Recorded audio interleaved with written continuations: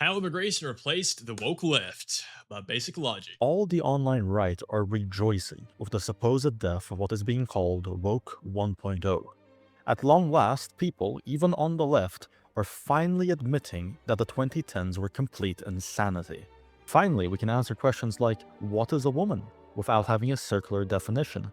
Finally, we can admit that putting men in combat sports against women is not wise. Men Yay! are now allowed to Oh, part their why is this ever legs even an when they sit argument? down, free from judgment. No more Zer Zem pronouns. No more drag queen story hours.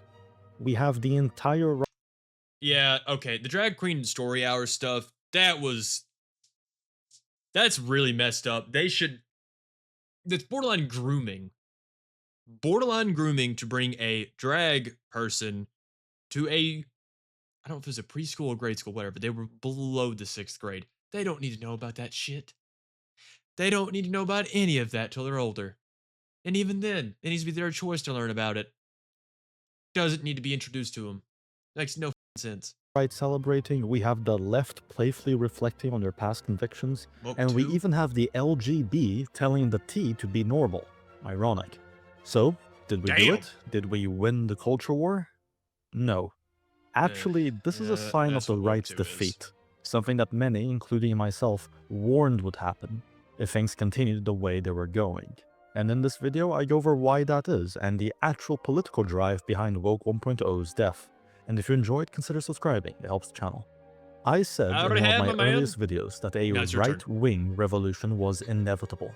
By right-wing here, I actually mean anti-woke. My reasoning was as follows. With the left's mass importation of peoples from the third world, who, by themselves, tend to be very hostile to woke ideology, the liberals signed their own death warrant. The woke left somehow believed that these people, known for their tribalism and religious extremism, would perfectly parrot the liberal worldview.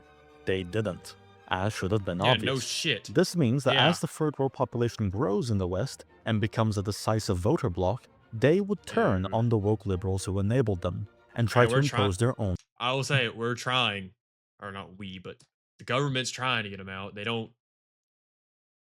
We don't need to keep letting people just flood our goddamn country. It doesn't help us in any way. Doesn't help us at all.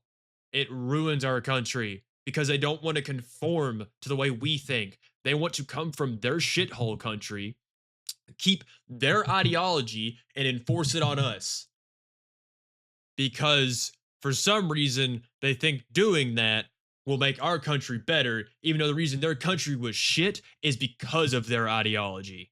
worldview, as, by the way, has already happened in several cities and states. We're in a situation where Yeah. many Western European countries will become minority European within only 1 to 3 generations, with most capitals already undergoing that switch. America has just a bit longer. On screen, you're seeing some of the statistics on this, caused by a mix of low fertility among locals due to both cultural factors and economic policy, and the unrelenting immigration numbers, as well as the high fertility among foreigners due to their own distinct culture, and being the beneficiaries of the West's disastrous welfare policies. Therefore, if things continue as is, the West will be remade in the Third World's image within the coming decades. Naturally, that means there are only two broad political Hmm. positions that still matter. Either A, the Third World, or B, the dissident right, who oppose their presence and the current establishment that enabled their mass importation. Everything else is secondary until this is resolved. And regardless of who would win in such Get a him out! situation, they will be anti-woke. Fuck off! Given Wait, these what? options, where does that leave the left? The It's like when two lions are fighting in the Pride lands, and then a hyena, lone hyena pops up. Both those lions will give up that fight and beat the out of that hyena. Perfect example. Leave them alone when they're fighting. You interrupt them, they're gonna kill you. average woke leftist has three paths laid before them. Path 1, they can stay woke. They don't recant their beliefs, they continue to push LGBT, neo-pronouns, feminism, etc. unapologetically. Force it in schools, at the workplace, in movies, desperately trying to spread propaganda with every institution they still control to see if their numbers can grow enough. But they won't. And they'll Yeah. start losing more and more to non-woke leftists or right-wingers until they become irrelevant. And when the power struggle between the distant right and the third world really begins, they'll be the first to be gotten rid of, effectively making this option an act of self-destruction. And no, I'm not agreeing. I don't think any of them need to die. That is not child diddlers. Child diddlers need to, and a few other things along with those lines. I don't like their. I think he's talking about the actual like ideology of it dying. Yes, I 100% agree with that. It does need to. The ideology needs to because it makes no sense. It doesn't add up in any way. It is all fucking opinions and emotion added together to come up with an ideology that is supposed to substitute reality. And you can't substitute reality because, well, it's a constant. That's always been the woke left's specialty, so maybe they might go with it. Path 2. They become based.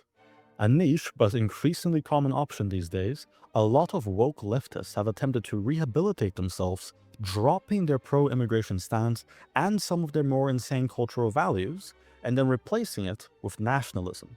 The combination of their economic policies with their newfound nationalism makes them oddly and perhaps deliberately similar to certain 20th century ideologies.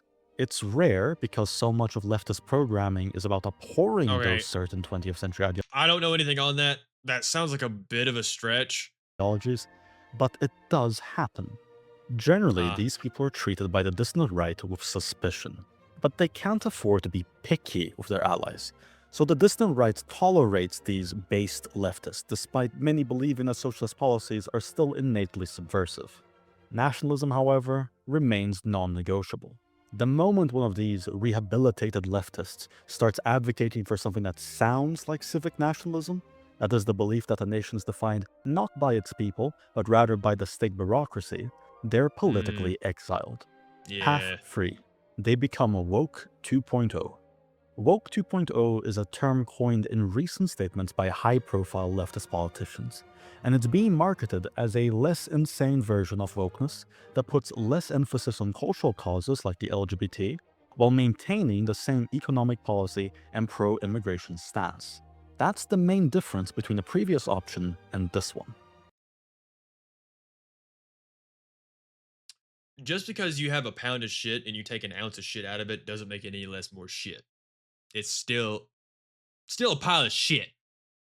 The previous option is loyal to their own nation and wants to bring about their supposed socialist utopia for their own people, recognizing that unlimited immigration God, that was a dumb comparison. Whatever. makes the welfare state You get the unsustainable. idea. Meanwhile, this option is still globalist. Effectively, it's attempting to signal to the Third World faction that the left are their allies and that they're willing to abandon the positions that the Third World doesn't like. When people saw leftists admitting the death of Woke 1.0 and calling it crazy, they thought that the right won the culture war. That is false. The Third World won the culture war, Mm, not the right. And what does the Third World faction actually want? It's varied because they're not homogenous, but they have enough aligned interests to be considered one political bloc for the time being. They want more immigration to continue so that they can continue to bring over their communities. They want more state yeah. welfare for them, more public housing, more gifts from the national treasury. After all, it's not their money they're taking to pay for these amenities, it's the locals' taxes. Their own tax contribution is often net negative. The Third Damn. World also wants to be Well, I able guess to I'm enforce taking their everything. own rules in their communities, free from What I outside just talked about. interference, which is why leftist politicians placate them by Very having good. two-tiered law enforcement and judges that are significantly more lenient with them than the locals. They want to see more of their own in positions of power and authority. And lastly, they don't want to see LGBT flags or pride parades or anything of that sort, which is why leftist politicians have been so keen on no longer bringing that stuff up. The modern-day leftist campaign strategy for any place that has a large immigrant population is to simply put a foreigner from their ethnicity as the candidate and just promise all sorts of free stuff paid for by the taxpayer. Ah, the good old New York City Zoran Mandani. Who he has tried to overstep his boundaries. He thinks he's the president of the United States for some fucking reason. Or that whenever you become a mayor of a I need to not talk. I'm gonna get mad. I can't. That way, they get the left-wing vote and the immigrant vote, which is usually able to win any urban election. And all it costs them is having to not bring up the principles they've been championing for half a century. But understand, for many, this was the plan all along. The leftist leaders knew this would happen when they imported the Third World. I find the alternative hard to believe, that some of the most powerful people on the planet were completely ignorant and blindsided by the Third World's values. In truth, there was no culture war in the It's because they didn't 2010s. look for There him. was a culture They didn't care. They just wanted more people to vote for their cause, even though now their cause is gone and been replaced by the people they fucking forced into our country. Not forced, allowed. I should say forced. faint.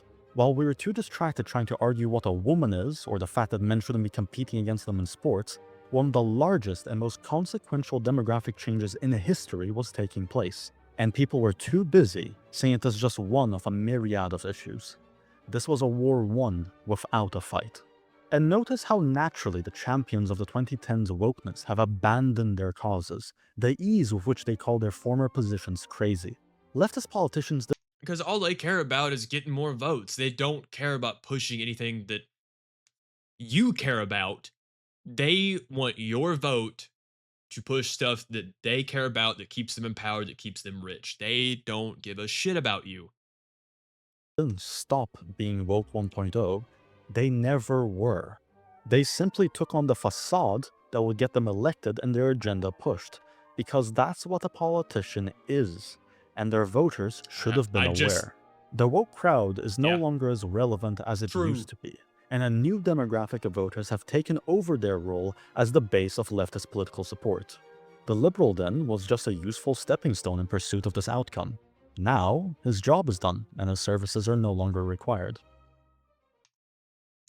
The useful idiots, the leftists who are idealistically believing in the beauty of the socialist or communist or whatever system they serve, a purpose only at the stage of destabilization of a nation. When their job is complete, they are not needed anymore. They'll be lined up against the wall and redacted. Can you go back? There we go. Yuri Benzemanovi. Very accurate. Very accurate at what's going on today. Well, if you guys enjoyed Basic Logic's video, don't forget to leave him a comment, subscribe, like his video. And if you enjoyed my input, don't forget to subscribe, like, and comment. That's about it. I'll see you in the next one.